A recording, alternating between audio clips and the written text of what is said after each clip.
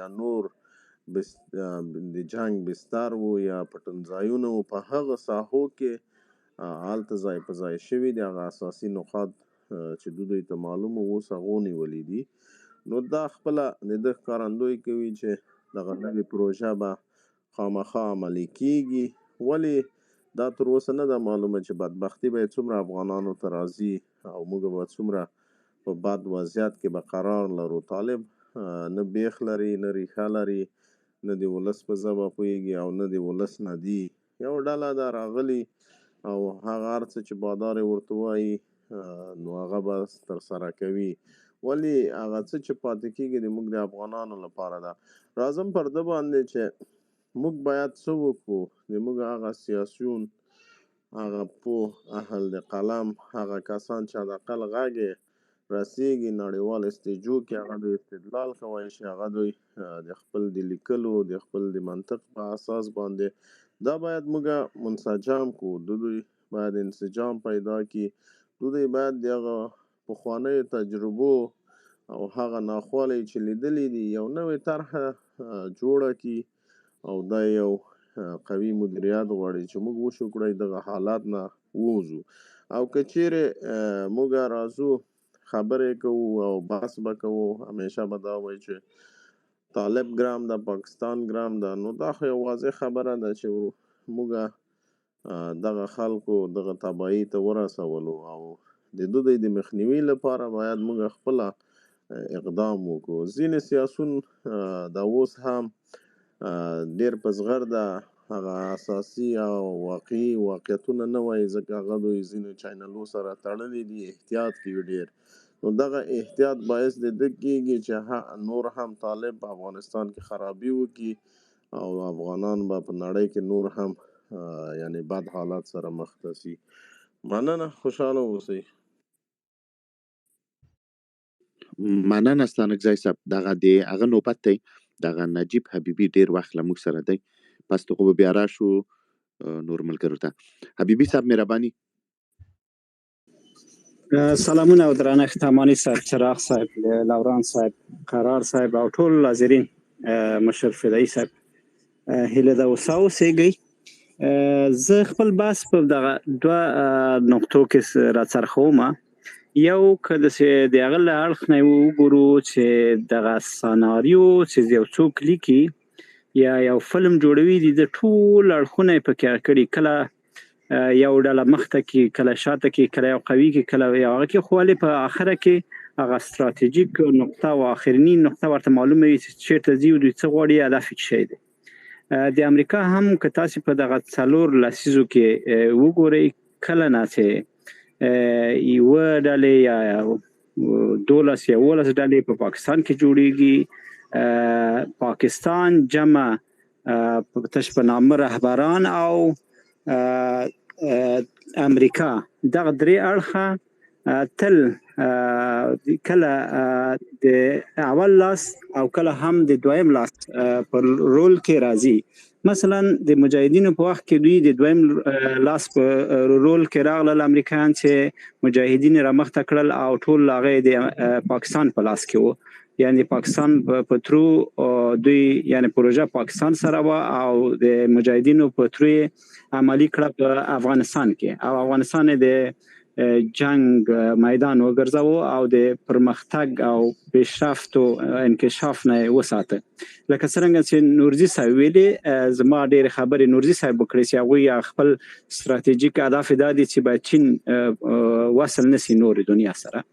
او همچنان کله چې وخت راغی دا احساس کړه چې د دوی پخواني کسان نتیجه نه ورکړي، د طالبان را پیدا کړل. طالبان نه وروسته دوی خپل اقدام وکړ، ځکه چې دوی خپل ځینې اهداف او ځینې هغه درلودې چې ځینې هلته باید دغه فضا څنګه وکاروي، ځینې وسایل څنګه جای په جای کې. موږ او تاسې دا اوس چې خبرې کوو هم زموږ فضا د امریکایانو په لاس کې ده او زموږ فضا نه هغوی استفاده کوي، او دا چې څومره د مځکې لاندې یا په ځینې پټو ځایو کې څومره تکنالوژیکي مواد یا استخباراتي هغه چې د دوی له طریق نه دوی کولی شي خپل کشفیات وکړي، هغه ځای په ځای کړي چې کلونه دینه استفاده کولای شي، او دوی چې داسې لاړله دا ډیر ډاډه لاړل، او دا چې بیرته بیا واک دوی ته ورکړه د طالبانو نوې ډلې ته یا د کابل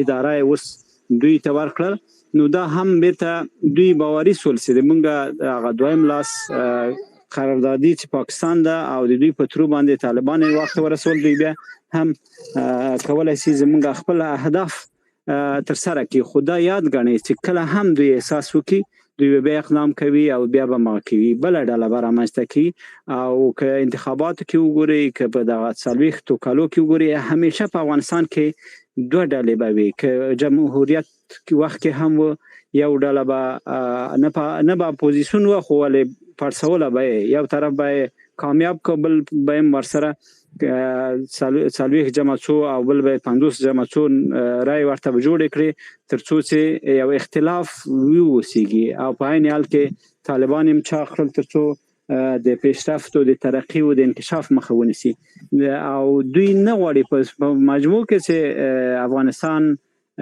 پرمختللی آباد سوکاله وسیږي او د لدې طریق نه چین او ایران او روسیا سره وصل سي او بل اخر اروپا.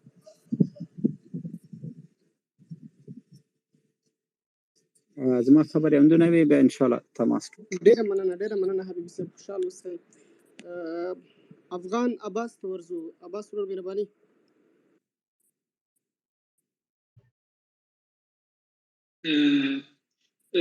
زمانه نور خلک مخکې وه هغوی ته نوبت ورکړئ، زه بیا خبرې کوم.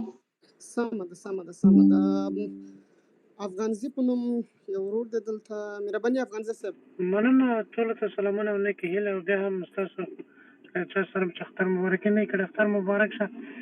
زه د ملګرو سره د ټولو خبرو سره تقریبا هم نظر یم، خو یو شی چې زه ورسره مخالفت کوم هغه دا دی چې ځینې ملګري دا ټینګار کوي چې طالبان به له منځه لا ځي، نو سوال اوس دلته پیدا کېږي چې څنګه څوک به له منځه وړي. دا خو دغه د امریکا هیڅ ملاتړ ورسره شته، د پاکستان ملاتړ ورسره شته، د ایران ملاتړ ورسره شته، همدغه خلکو راوستل، او دا خبره چې اوس ځینې خلکو ته اوس یو رقم ته سرپرایز دی. موږ خو دغه 2 کاله مخکې دا خبرې کولې. دا د قرا صاحب ټویټر پاڼې ته ورشئ، دغه زموږ ټویټر پاڼې ته ورشئ، هماغه ورځ چې جمهوریت سقوط کوه موږ ویل چې د امریکایانو کړی، امریکایانو د خپله طالبان بیرته راوستل، او دا خو ډېر شواهد شته دا څنګه امریکایانو جمهوریت نه لاس واخیست او د طالبانو ملاتړ وکړ. دا هم په دې کې زموږ خپل هم یو مشکل و چې هغه مشکل کرځی و، خو خیر اوس دغه طالبان دلته دي. زه په دې کې هېڅ هغه نه یم، هغه ملګري چې وایي چې دا له منځه ځي، څنګه له منځه ځي؟ ته ورسره مقاومت کوې، ته ورسره جنګ کوې، ته ورسره شی کوې، خو یو غږ پورته کوې هغه ستا غږ سپرس کوي او وژنې دي، مکتبونه هم در باندې بند کړي، هر څه باندې بند کړي، نو ته اوس په دې کې چی کوې؟ عملا موږ او تاسو کوم کار مو کړی ده؟ تر څو چې موږ عملا کار ونه کړو، دلته مخکې جبران صاحب خبره وکړله، موږ باید امریکا ته دا قناعت ورته ورکړو. اوس هغه زموږ هغه ځینې ستمي هېوادوال هم چې دی چې پخوا به خندونه جوړول یا د کرزی ته ورته چرسیان دلته به راتلل، ورورګل هر څه د امریکې نه خوري، د امریکې سره دښمني کوله، هغه خلک دې هم بیرته یو هغه شي، یو ځای شي، یو غږ دی دلته لا بیا موږ. افغانزه صاحب بخښنه غواړم، دغه د توهین نه به تېر شو. بحث معلوم دی، موضوع باندې زموږ باید بحث وشي. موضوع باندې بحث کوو چې موږ تاسو نه دومره توان لرو چې د امریکې سره وجنګېږو، او نه دا زموږ په ګټه کې ده. موږ کولی شو همدا اوس هم که افغانان ټول سره راټول شي، همدغه کوم خبره چې جبران صاحب وکړله، موږ ورته وایو چې وروره ګله دغه یو خو دغه منځنۍ اسیا ده، د ټول نړۍ ته ور ورکړه، زه در سره یم، لږ تر لږه ما سره هغه په رښتیني ډول انډیوالي وکړه، مکتبونه مې بېرته راته خلاص کړه، پوهنتونونه مې راته خلاص کړه، او دغه ولسواکي بېرته افغانستان ته راوله، او لږ تر لږه دغه ولسواک د افغانستان ملاتړ وکړه، د یو تروریستي ډلې نه. دا زموږ زه به خپله خبره بشپړه کړم د قرور، نو دا مننه او تکور ودان، دا به زموږ ګټې، او که چېرې موږ اوس وایو ځینې ملګري د ډېر زیات هغه کېږي د پاکستان. ګوره دا صحیح ده چې امریکا راوستی دی، خو دا طالبان چې دی دا د پاکستان پروژه ده، موږ کله کله ډېر زیات احساساتي کېږو وایي دغه پاکستان پرېږده امریکا راټینګ کړه. همدغه پاکستانیان ول چې په امریکې ته قناعت ورکړي